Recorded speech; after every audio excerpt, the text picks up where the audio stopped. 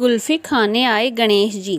एक गांव में अमन नाम का एक व्यक्ति एक कुल्फ़ी का कारोबार किया करता था। अमन हमेशा ही बाजार जाता और दूध और मेवा लेकर आकर घर में वह अपनी पत्नी, जिसका नाम सुधा था, उसी से अपना सारा काम कुल्फ़ी बनवाने का करवाया करता था। आपको पता है, देखिए, अमन और सुधा की एक प्यारी सी बेटी थी जिसका नाम अनीता है। अनीता पढ़ने लिखने में काफ़ी तेज है और वह अपने माँ बाप के काम में हाथ बटाने में बहुत ज़्यादा अच्छी है। शाम में अमन मार्केट से सामान लेकर आता था और उसकी पत्नी सभी मिलकर कुल्फ़ी बनाया करते थे। फिर उसे बेचने के लिए मार्केट जाने के लिए तैयार करती थी और फिर अमन अगले सुबह मार्केट में कुल्फ़ी को बेचने के लिए जाया करता था।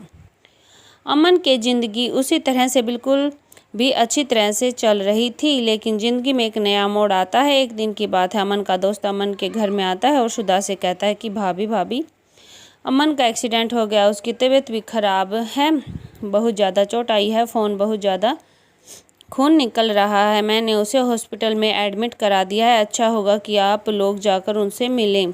सुधा और उसकी बेटी सुनीता जब वह अपने पापा के पास जाती हैं तो वह देखती हैं उसके पापा की तबीयत बहुत ज़्यादा ख़राब है। सुधा अपनी बेटी को देखकर अमन कहता है कि मेरी हालत बहुत ज़्यादा ख़राब है, मुझे नहीं लगता मैं ज़्यादा दिन जी पाऊँगा, मुझे नहीं लगता मुझे अब जाना ही पड़ेगा, मेरा समय आ गया है। मेरी बेटी सुनीता को अच्छी तरह से पढ़ाई करवाना और उसे एक अच्छा ऑफिसर बनवाना। इतना कहते ही अमन इस दुनिया से विदा ले लेता। वह हमेशा के लिए अपनी आंखें बंद कर लेता है। यह देखकर सुधा और उसकी बेटी की हालत ख़राब हो जाती है। वह ज़्यादा रोने लगते हैं क्योंकि अमन और सुधा तथा उनकी बेटी बाहर शहर में रहते थे, लेकिन वह अपने काम करने के कारण गाँव में नहीं आते थे। वही अपना कुल्फ़ी बेचने का कारोबार किया करते थे। ऐसे में अब सुनीता को यह डर सताने लगा कि हम उसका घर का रोजगार पालन पोषण कैसे होगा। सुधा सोचती थी कि आगे की ज़िंदगी क्या होगी, उसकी बेटी की पढ़ाई कैसे होगी। सोचते सोचते एक दिन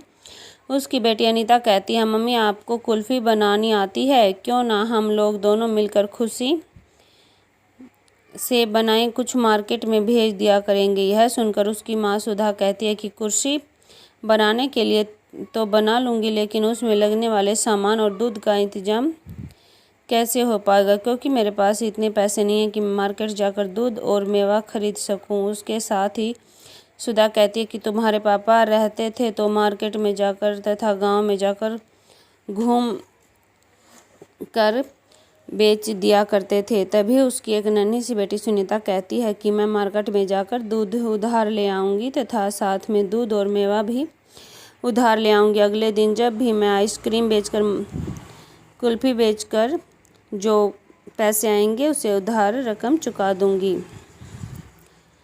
उस्मानपुरा विमान जाती है। अगले ही दिन छोटी बच्ची सुनीता आती है दूध वाले के यहाँ उधार मांगने के लिए, लेकिन दूध वाले ने उसे उधार देने से मना कर देते हैं। वह मन उदास होकर वापस घर आ जाती है। रास्ते में उसे एक लड़का मिलता है, कहता है कि बहन कहाँ जा रही है, काफ़ी उदास लग रही हो। उसी में सुनीता कहती है, हाँ मैंने तो दूध वाले के यहाँ से उधार मांगने गई थी ताकि कुल्फ़ी बनाकर बेचूं और अपना जीवन यापन कर सके, लेकिन दूध वाले ने मुझे उधार देने से मना कर दिया। साथ ही सुनीता ने उस दूध वाले से पूरी कथा अपनी सुनाई। उसके बाद वह लड़का कहता है, अगर तुम्हें कोई दिक्कत नहीं है तो मेरा पास बहुत दूर है, मेवा भी है, अगर तुम्हें ज़रूरत हो तो उधार ले लो। जब भी तुम्हारे दूध और कुल्फ़ी बन जाती है, उसकी बिक्री हो जाती, तब पैसे आ जाएंगे तो मुझे ला कर दे देना। उसके बाद वह लड़का कहता है कि मैं रोज़ यहीं पर मिलूँगा, तुम्हें जब भी किसी चीज़ की ज़रूरत हो मेवा लेने की तुम यहीं आ जाना। वह लड़की रोज़ाना दूध और मेवा लेने के लिए उस लड़के के पास आया करती थी। जब पूरी बिक्री हो जाती थी उसके बाद उसके पास पैसे आ गए और पैसे देने के लिए जब सुनीता उस लड़के के पास जाती है तो लड़का कहता, कोई बात नहीं, मेरे पास तो पैसे हैं, तुम्हारे पास नहीं है, रख लो, तुम्हारे काम आएंगे। सुधा और उसकी बेटी का जीवन यापन बिल्कुल अच्छी तरह से चल रहा था, क्योंकि कुल्फ़ी बेचने का बिजनेस और बहुत ज़्यादा अच्छी तरह से चलने लगा। अब उसके घर में किसी प्रकार की कोई दिक्कत नहीं हो रही थी।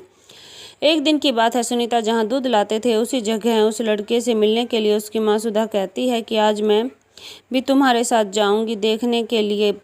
तभी सुनीता के साथ उसकी माँ दूध लेने के लिए निकल पड़ती है। जहाँ वह लड़का मिलता था वहाँ पहुँचते है सुनीता उसकी माँ तो देखती है कि वहाँ कोई भी नहीं है। दोनों मिलकर पूछते हैं, वहाँ इंतज़ार करते हैं, लेकिन वह लड़का नहीं आता। वह दोनों चक्कर खा कर चली आती हैं। दोनों फिर कुल्फ़ी बेचने के लिए मार्केट जाती हैं। दोनों थक हार कर आने के बाद घर खाना पीना खाकर सो जाती हैं। रात के समय में सुनीता के सपने में वह लड़का आता है और कहता है, तुम बहुत ज़्यादा परेशान लग रही हो। तभी सुनीता कहती, मैं आपसे मिलने के लिए और मेरी माँ आपसे मिलने के लिए आए थे, लेकिन आप नहीं मिले।